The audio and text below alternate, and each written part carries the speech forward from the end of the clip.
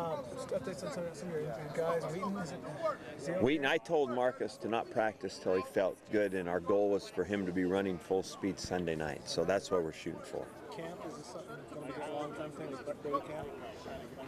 That one's a mystery right now. I can't say when and if he's going to play for sure. You know, whenever it's a back, and you know, we'll probably know more beginning of the week probably. I don't think he'll play against Cal. With Wheaton, are you concerned at all that like maybe it's a meniscus? No, because we had it MRI'd and everything was negative. So it's like an irritation. Okay. See Paul out there left guard. Is that for Grant Johnson? Is he taking some more time? Same thing with Grant. You know, I want to get Alex Linenthal and Grant Johnson healthy, and that's what we want to get accomplished this week with Marcus Wheaton. Those three guys, I care, but practice isn't the priority right now with those guys. It's basically trying to get them healthy. If we can get everybody feeling good by Sunday night, that would be a great thing to accomplish for the bye week. is just kind of rest up. Same thing. You know, it's that time of year, and some of the older guys, like Linenthal, the best thing for him is to just get that ankle well, and Steven get that knee feeling good, and stay tuned up, lift weights, do all that, watch film, but a little bit of a break physically is good.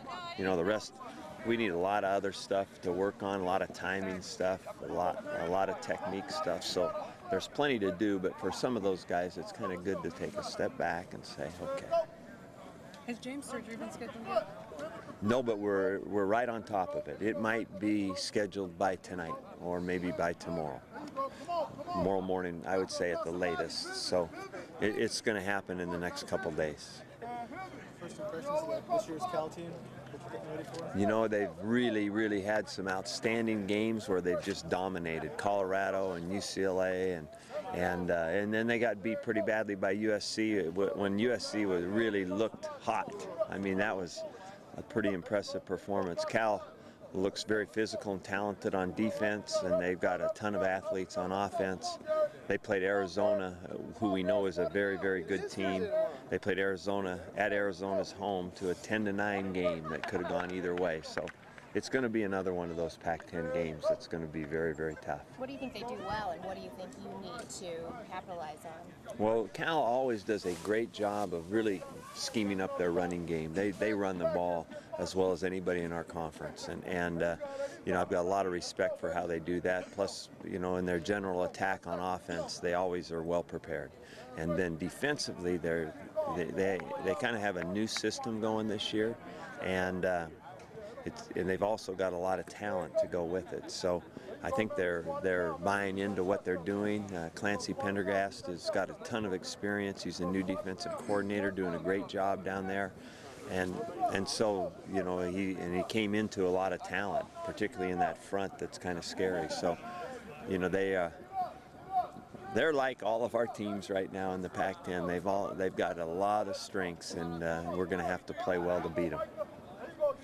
Like, you guys are just in week 6, and this is already your second bye, and you go 6 straight games from here on throughout the end of the season, if I'm not mistaken. Yeah. Any disadvantage to maybe having both byes in the first half of the year and not having a little bit of a breather down the You know, those things I don't think about that much, so I don't have a real answer for that. We get the byes when we get them, and we don't have a lot to do with that, especially right now. You know, it's just what it is.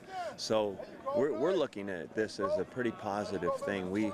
This one came at a good time for us physically, and that's enough. That's where we are right now, and then we know we have a long stretch ahead. We're halfway point of the regular season, and you know, we've got to get better each week. That's what we know.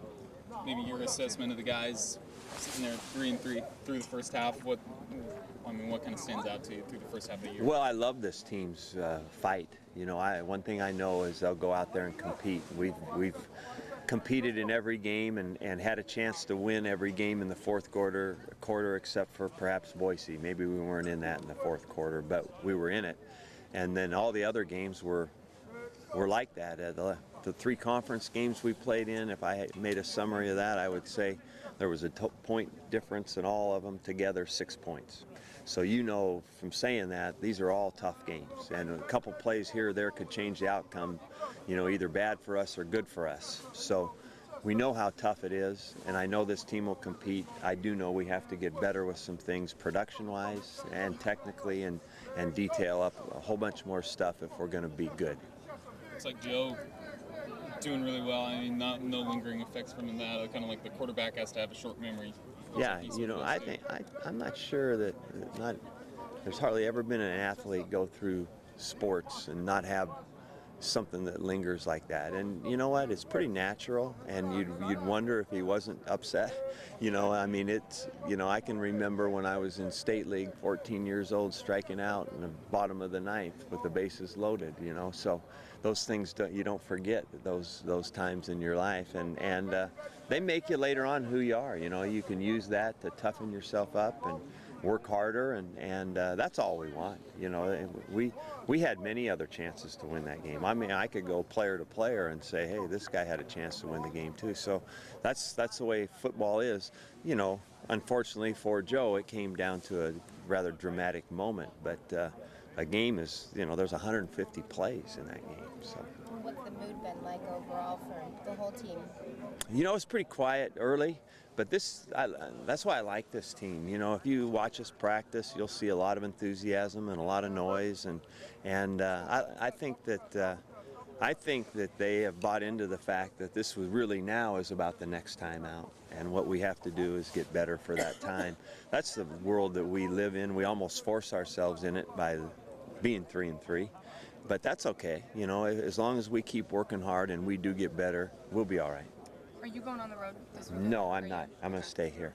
We have to do a lot of self-analysis because we lost our top production player on our offense. So we have to look and see, okay, where are we going to go from here? You know, who's going to get these balls? How are we going to run this play? And you know, what's going to be the focus of our deal as we head into the second half of the season. So a group of us are going to stay here and do that while another group's out recruiting. Ready? Good night, everybody. Good to see you.